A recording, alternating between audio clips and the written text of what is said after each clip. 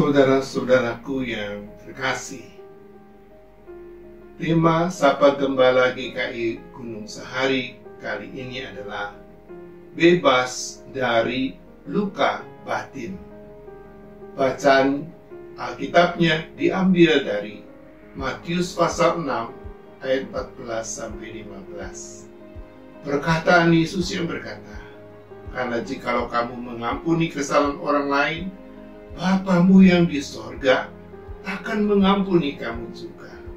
Tapi jikalau kamu tidak mengampuni orang, Bapamu juga tidak akan mengampuni kesalahanmu." Saudara-saudaraku, bolehkah saya bertanya, apakah saudara memiliki salah satu dari tanda-tanda berikut ini dalam kehidupan saudara? Apa saudara gampang tersinggung dan menarik diri dari pergaulan? Apa saudara gampang berpikir negatif, berpikir buruk, berpikir pesimis?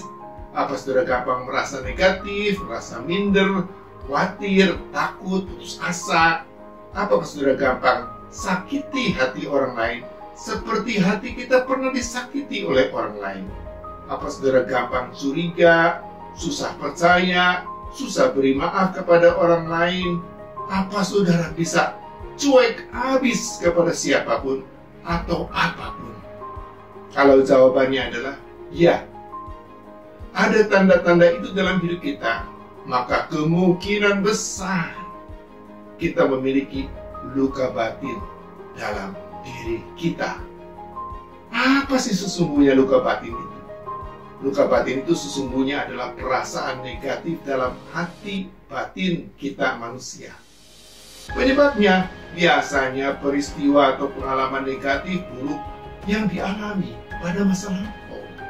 Nah, bila tidak segera diatasi, luka batin atau perasaan negatif ini bisa sangat ganggu aktivitas, bisa halangi orang untuk bisa hidup wajar, manusiawi, kapan saja, di mana saja.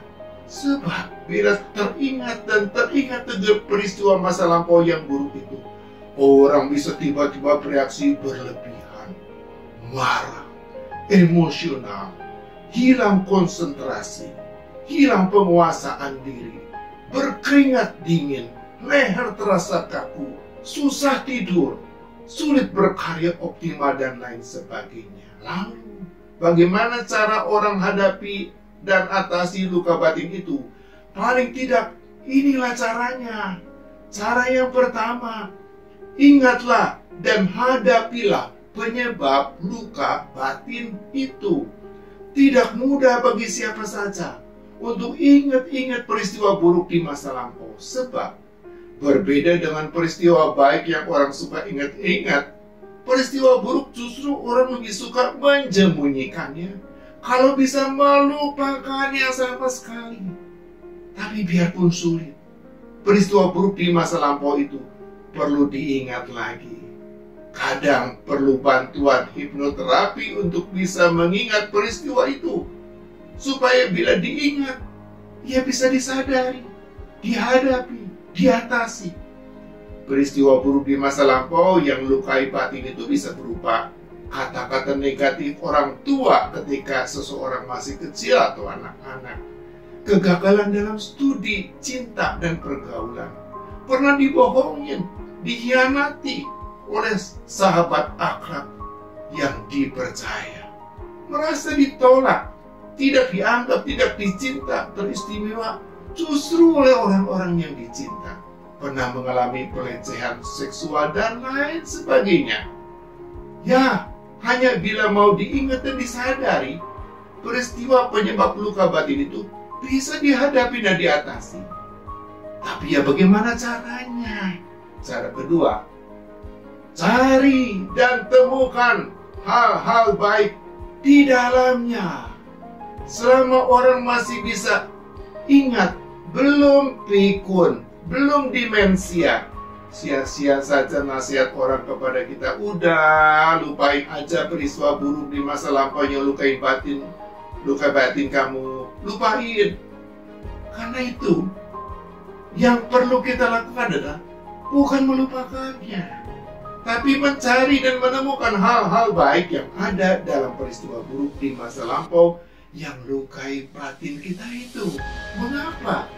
Sebab kita percaya kepada janji Allah bahwa Dia bekerja dalam segala hal untuk datangkan kebaikan kepada kita yang mengasihinya, juga dalam peristiwa buruk kita pada masa lampau.